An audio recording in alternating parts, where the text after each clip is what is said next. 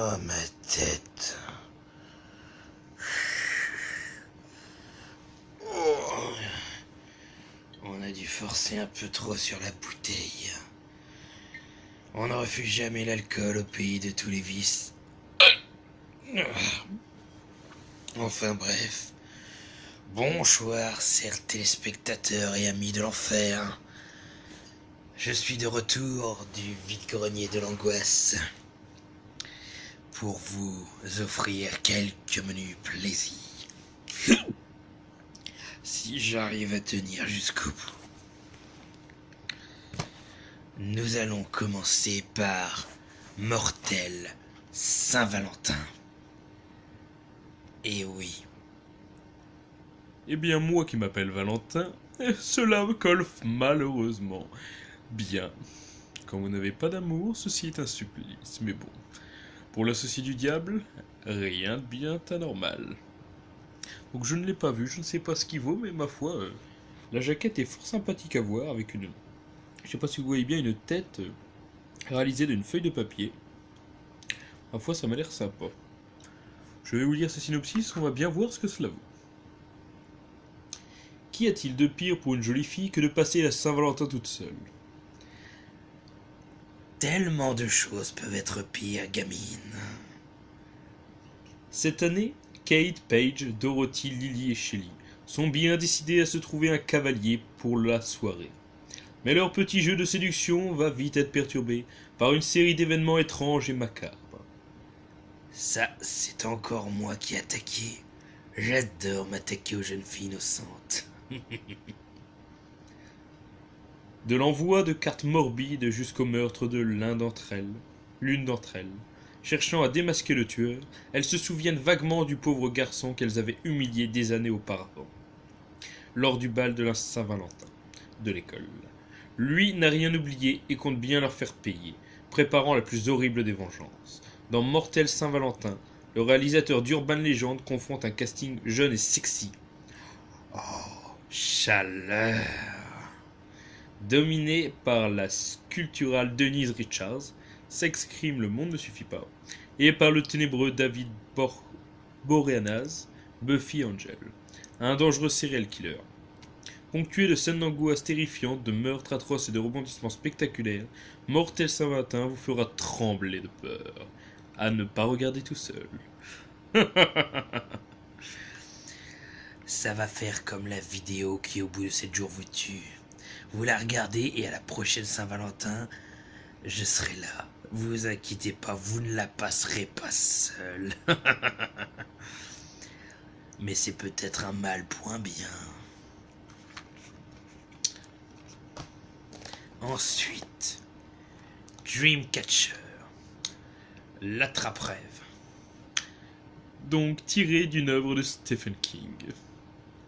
Donc je ne l'ai pas vu non plus, je n'ai pas vu beaucoup des DVD que j'ai achetés. Je vous en parlerai plus en détail quand je les aurai vus dans la TV du diable. Après avoir été longuement séparés, 4 amis d'enfance se retrouvent dans les forêts du Maine, au nord-est des États-Unis. Enfants, leur héroïsme a été récompensé par des pouvoirs télépathiques. Soudain, ils sont surpris par le blizzard, dans lequel se cache une mystérieuse force maléfique. Mais qu'est-ce donc? Le Quatuor doit alors empêcher le massacre de civils innocents et affronter un horrible danger qui menace la Terre. Maître de l'angoisse et du fantastique qui s'immisce dans le quotidien, Stephen King nous entraîne dans les grandes forêts du Canada, envahies par des monstres et des extraterrestres, pour un rendez-vous en tête-à-tête avec l'horreur. En tête-à-tête avec l'horreur. Pourtant, mon nom n'apparaît pas au casting. On m'a encore volé mon rôle. Je suis l'horreur incarnée. Décidément, je ne suis pas reconnu à ma juste valeur. Ensuite, Werewolves. Un film de loup-garou qui, ma foi, m'avait l'air plutôt sympathique. Encore une belle boucherie. Un groupe de soldats américains, emmenés par Jack Ford, est confronté à des événements surnaturels au Moyen-Orient. Après son retour au pays, cette unité spéciale est chargée d'arrêter un autre vétéran de guerre, Jacques Gabriel, qui a été mordu par une bête étrange.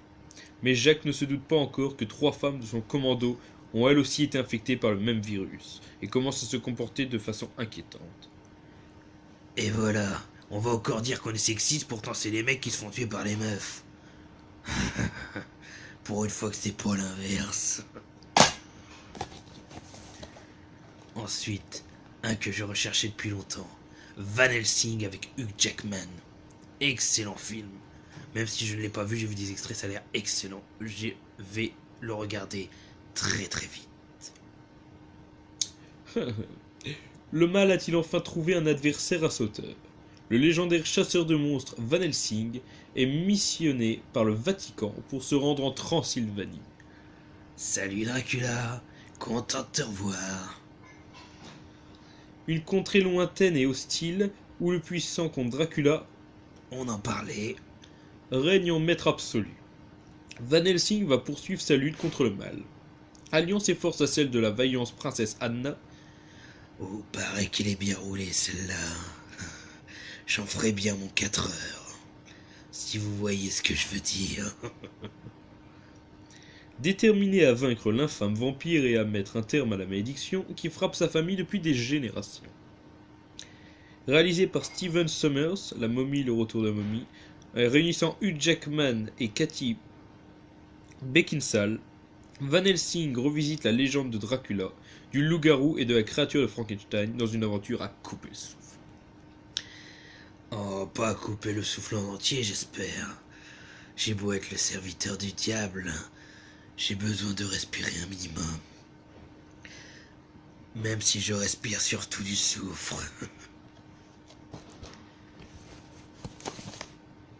Ensuite, un classique, L'Exorciste, le tout premier version longue. Ceux qui n'ont pas vu ce film, comme moi, devraient se faire fouetter à mort. Non, non, non, non, non, non. Je vais le voir, je l'ai. Promis, promis, c'est le prochain, je regarde. J'ai déjà assez souffert. Aurez-vous le courage de voir une nouvelle fois le cas de possession le plus célèbre de l'histoire?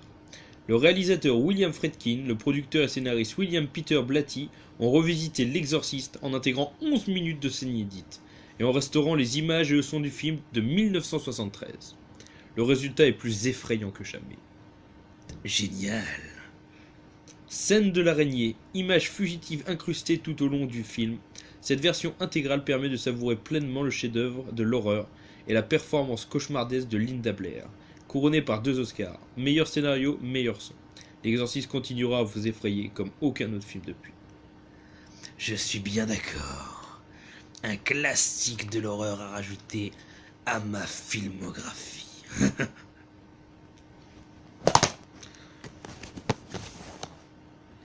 Ensuite, Texas Chainsaw. Le 4, le moins bon, le seul que j'ai de Massacre à tronçonneuse dans les originaux.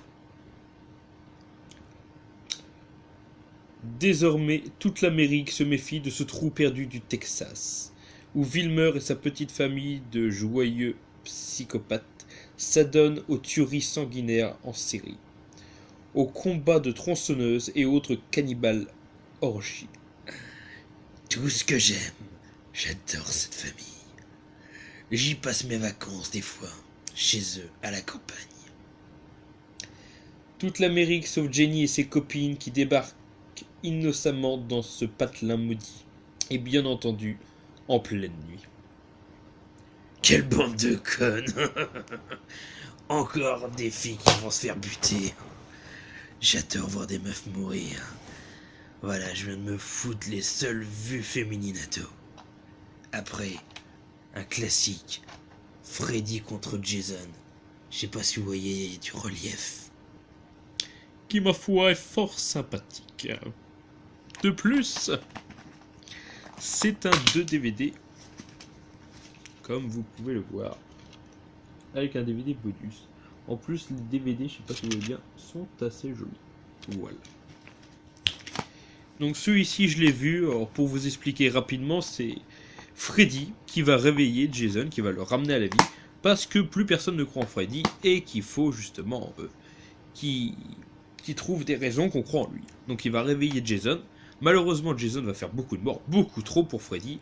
Ça va pas lui plaire, et il va s'en suivre une bataille entre les deux, qui pour ma part est très bien faite et mémorable. Ce film, en plus Robert Englund incarne encore Freddy, et ce film est tout simplement magnifique. Je vous le conseille à tous. Freddy contre Jason. Deux de mes meilleurs copains. Ensuite, Underworld Director's Cut. Donc je ne l'ai jamais vu, mais il paraît que c'est un très bon film, donc je vous le conseille d'avance à tous. C'est une guerre entre loup-garou et vampire, si je ne dis pas de bêtises. Une guerre ancestrale, deux clans immortels. Selene devra choisir entre l'amour d'un loup-garou et la fidélité de son clan, les vampires. Ah, c'est du Twilight en moins guimauve. En espérant que c'est vraiment moins guimauve. Car Twilight, j'ai vu les vampires. Et ils ont flippé en voyant mon arrivée. Et j'avais même pas mes cornes qui avaient poussé sur le front.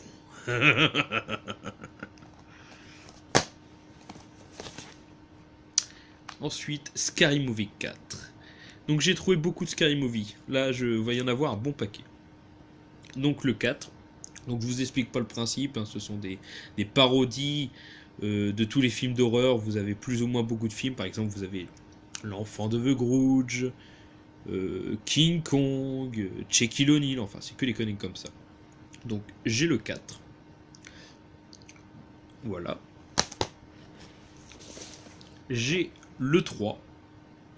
Donc je sais pas si vous voyez, voilà, il y a des rayures sur le côté, donc c'est fait exprès. Donc le 3 c'est en coffret. Alors attendez, je vais vous montrer. Histoire de se taper une petite barre. Donc assez sympathique, vous voyez, comme un jeu du morpion. Donc je sais que j'ai pas beaucoup de lumière, je suis désolé. Donc avec des aliens et puis avec les différents acteurs, donc dont Leslie Nielsen là que je vois en président. Donc ma foi, fort sympathique. Donc ça c'est l'arrière de la jaquette, donc vachement belle, et l'avant. Donc pareil, une tête d'alien, Scary Movie 3, je trouve ça super classe. J'adore. Alors, Scary Movie 2, avec les Boobies. Big boobies, mais vous ne voyez pas très bien avec la lumière. Donc voilà, un gros coffret, pareil. Plus gros, plus profond. Non, ces phrases ne portent pas à confusion, pas du tout. Dans un coffret cartonné encore.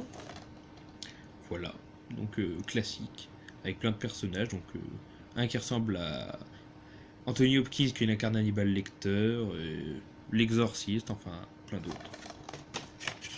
Et le dernier, je n'ai pas trouvé le 1, j'ai un peu les boules, mais j'ai trouvé Scary Scream.